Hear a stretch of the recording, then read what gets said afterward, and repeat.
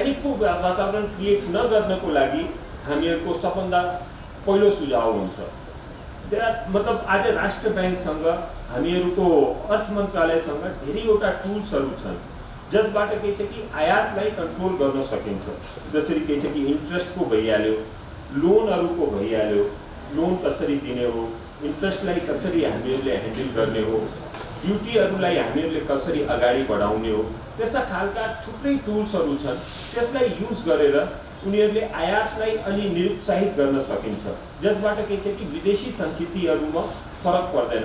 तर त्यसभन्दा पनि जरुरी के छ आजको दिनमा कि एउटा जुन इन्फ्लो हुन्छ विदेशी मुद्राको नेपालभित्र, त्यसमा हामीहरूले कन्सन्ट्रेट गर्नुपर्छ। त्यो कुन ठाउँबाट हुन सक्छ? जसरी के छ कि आज रेमिटेन्स सबभन्दा ठुलो स्रोत हो हामीहरूको विदेशी मुद्राको। त्यो रेमिटेन्सलाई हामीहरूले कसरी प्रमोट गर्ने, कसरी एन्स्योर गर्ने कि भाइ जति पनि हाम्रा साथीहरू बाहिर काम गरिराखेका छन्, बढीभन्दा बढी पैसा फर्मल च्यानलबाट पठाओस्, कुनै तरिकाको इन्सेन्टिभ दिने हो कि उनीहरूलाई कुनै स्पेसल ट्रिटमेन्ट आइपिओहरूमा दिनुपर्ने हो कि इन्ट्रेस्टमा केही स्पेसल ट्रिटमेन्ट दिनुपर्ने हो कि या उनीहरूलाई केही यस्तो तरिकाले हामीहरूले मतलब पासपोर्टमा स्पेसल छुट दिने हो कि जसले के छ कि फर्मल च्यानलबाट पैसा पठाइराखेको छ। सो एउटा के छ कि यो जुन हामीहरूको रेमिटेन्स छ त्यसलाई कसरी प्रमोट गर्ने, त्यो एउटा सबभन्दा ठुलो हामीहरूको एउटा टुल हुनसक्छ। दोस्रो टुल के हुनसक्छ? जुन एनआरएन हामीहरूको नेपाल बाहिर बसिराखेका छन्, उनीहरूले अगर कुनै पनि डिपोजिट ब्याङ्कहरूको थ्रुबाट गर्यो भने नेपाल राष्ट्र ब्याङ्कले यसको लागि पनि प्रवर्धन गर्नको लागि पनि नियम लिएर आएको छ। तर यसलाई के छ कि हामीले मार्केटिङ गर्नुपर्छ।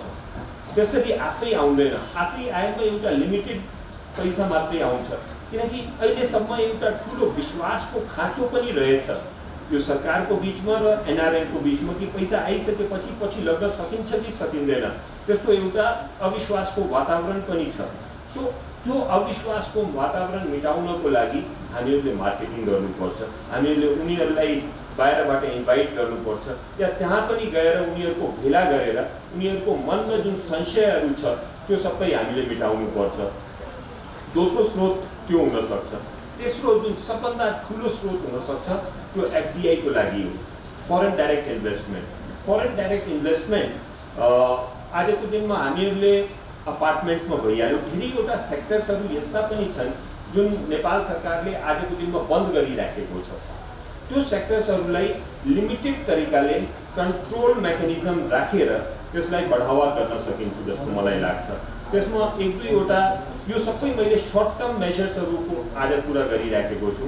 यी सर्ट टर्ममा यो प्रब्लमलाई कसरी हामीहरूले ओभरकम गर्न सक्छौँ, त्यो एउटा कुरा अपार्टमेन्टहरूमा लिमिटेड अपार्टमेन्टहरू लिमिटेड एरियामा हामीले एनआरएनको लागि र फरेन डाइरेक्ट इन्भेस्टमेन्टको लागि हामीहरूले खोल्न सक्छौँ।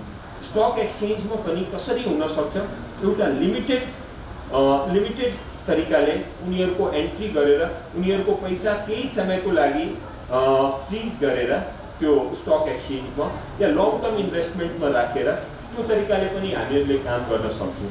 तर एफडिआईलाई पनि प्रमोट गर्नुपर्ने आज एकदम ही जरुरी मैले देखिराखेको छु। यो सर्ट टर्मको मैले भने, लङ टर्ममा त के छ कि एफडिआईको लागि थुप्रै कामहरू गर्न सकिन्छ।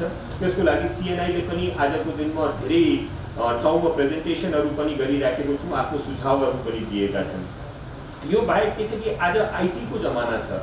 आइटीको लागि अगर कसैले अमेरिकामा काम गरिराखेको छ या दुबईमा काम गरिराखेको छ, त्यो ठाउँमा बस्नुपर्ने आवश्यक छैन। हामीहरूका धेरै भाइ बहिनीहरू नेपालमै बसेर मतलब राम्रो पोजिसनमा, बाहिरका राम्रो कम्पनीहरूको राम्रो पोजिसनमा बसेर काम गरिराखेका छन्। और उनीहरूले जुन पेमेन्ट पाउँछ, अब त्यो पेमेन्ट अगर नेपालमा लिएर आउँछ उनीहरूले तो 25-30% उनीहरूलाई इन्कम ट्याक्स दिनुपर्छ। अब त्यो एउटा इस्यु, त्यस्ता खालका धेरै भाइ बहिनीहरू जुन नेपालमा काम गरिराखेका छन् उनीहरूले त्यो पैसालाई त्यहीँ राखिराखेका छन् या लिएर आउन सकिराखेका छैन। अब त्यस्तो पैसाहरूमा अगर गभर्मेन्टले अनाउन्स गरेर कि भाइ ठिक छ यसमा के छ कि 1% उनीहरूले अहिले इन्कम ट्याक्स लिइराखेको छ एज ए टिडिएस, तर त्यो फाइनल ट्याक्स छैन। त्यसलाई के छ कि फाइनल ट्याक्स मानेर अगर गभर्मेन्टले अनाउन्स गरिदियो, यो सुविधा दिदियो, तो मलाई विश्वास छ कि धेरै पैसाहरू जुन नेपालमै बसेर मान्छेहरूले काम गरिराखेका छन् बाहिर, उनीहरूले पनि लाउन सकिन्छ। तो मेरो यो भनाइ छ कि हामीहरूको यो एउटा धारणा के छ कि हामीले आउटफ्लोलाई निरुत्साहित गर्ने त्यो एउटा बाटो छ, तर त्यो बाटोमा यसरी पनि जानु हुँदैन कि एउटा प्यानिकको वातावरण क्रिएट होस्। अरू हामीहरूले जुन इन्फ्लोका जुन स्रोतहरू छन् त्यसमा हामीहरूले प्रवर्धन गर्नुपर्छ, त्यसलाई हामीहरूले फराकिलो बनाउनुपर्छ, त्यसमा हामीहरूले आफ्नो सुझबुझ पुगाउनुपर्छ जस्तो मलाई लाग्छ।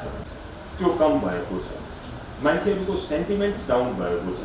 यो दुईवटै कारणले गर्दा भएको छ। एउटा त तरलताको कारणले गर्दा, अर्को के छ कि ब्यालेन्स अफ पेमेन्टको कारणले गर्दा पनि मोस्ट अफ द इन्डस्ट्रिजको डिमान्ड कमसेकम 10 देखि 40% घटेको छ।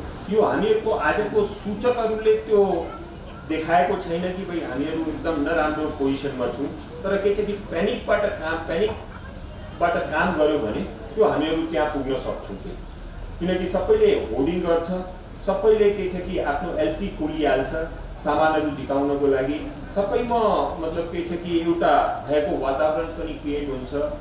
मतलब यो सबैले अब डिजल स्टक गर्न थाल्छ, ग्यास स्टक गर्न थाल्छ। सो त्यस्तो खालको एउटा प्यानिकको वातावरण क्रिएट गर्नु भएन। यसले अनइम्प्लोइमेन्ट पनि सिर्जना गर्छ। So let us be okay fine, we are not bad, तर के छ कि हामीहरूले यसभन्दा मतलब यहाँबाट तल पनि जान दिनुहुन्न। त्यो एउटा सोचको साथमा काम गर्नुपर्छ।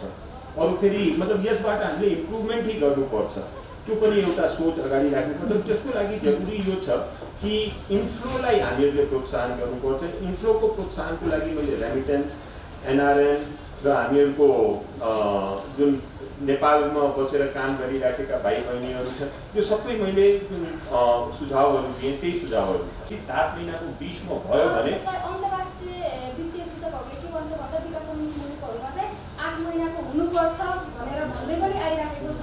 यो अवस्थामा एक त हाम्रो नीतिगत रूपमा पनि हाम्रो अर्थविदहरूले के भन्दै गर्नुहुन्छ भन्दा नीतिगत रूपमा पनि कमजोरी हो र यो अवस्थामा पनि आइसक्यो। अब सरकारलाई झकझकाउने पालो निजी क्षेत्रको हो कि मलाई लाग्छ कि यो सबभन्दा इम्पोर्टेन्ट कुरा के छ कि विगतका 3 महिनामा जुन पौष माघ फागुन हेर्ने हो भने हामीहरूको विदेशी सञ्चिति जुन छ नि, it is in between 6 to 7 months। एउटा त्यो कुरा। दोस्रो कुरा के छ कि हामीहरूले पनि आफ्नो विज्ञसँग कुरा गर्दाखेरि उनीहरूको पनि यही भनाइ छ कि भाइ 6 महिना मिनिमम हुनुपर्छ, त्यसभन्दा तल जानु हुँदैन। अरू अगर जति पनि बढी भयो भने एक तरिकाले राम्रै पनि हो। अब कसैले 8 महिना भनेको होला, कसैले 6 महिना भन्छ, 7 महिना।